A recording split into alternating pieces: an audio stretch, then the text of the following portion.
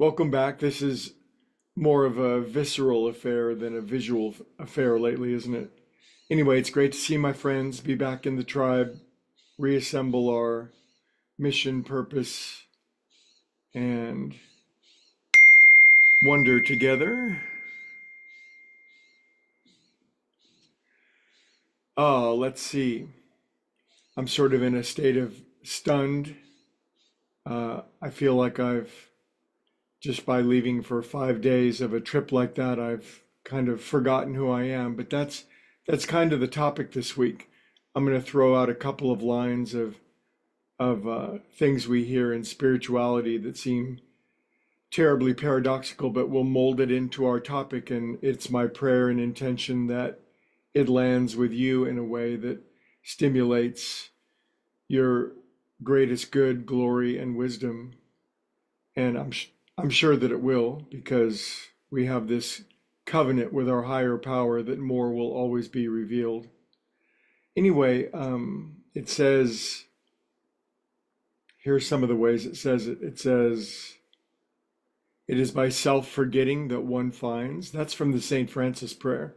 The St. Francis prayer seems to be filled with one contradiction, one anomaly, one uh, contrast after the next.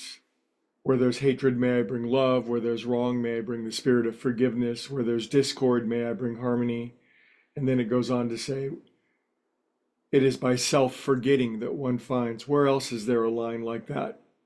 Uh, there's a line that says, relieve me of the bondage of self.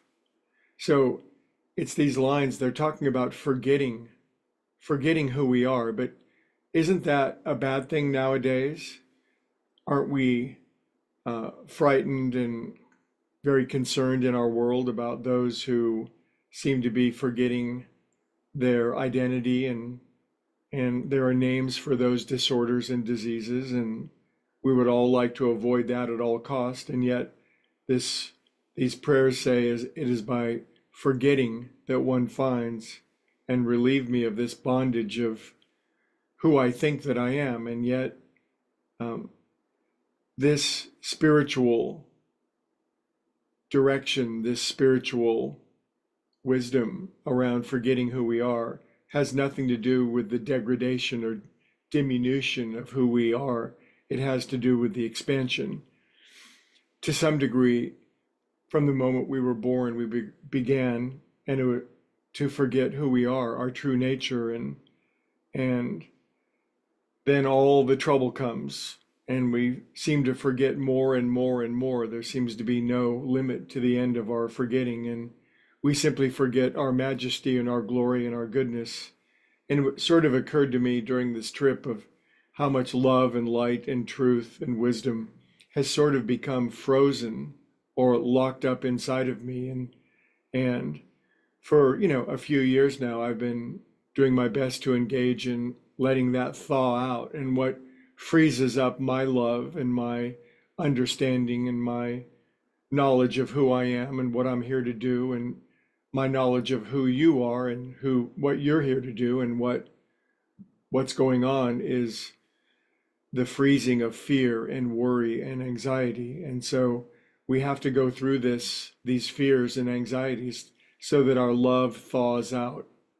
I'm praying lately that the love inside of me, it will thaw and it will begin to melt and it will open and the fear will subside. And seems like we're all engaged in that.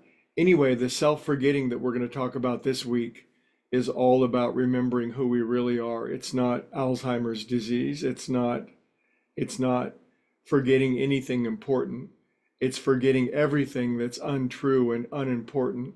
Who I think I am and why I'm here, and the smallness and the limitation and the lack and the restriction, and to get in alignment with who God says we are, so to speak. I could say that 20 different ways, but that God says that we're His children, we're masterpieces, we're here for a purpose. And as I forget my small mindedness, my fear, my worry, by living through it, by the willingness to always do the next right thing as best I can in my hideous imperfection, but I'm trying and you're trying and we're all trying, that we will remember who we are. Our love will thaw out and the great glory of who we are will be remembered. So this week's topic is relieve me of the bondage of self, and especially it is by self-forgetting that one finds.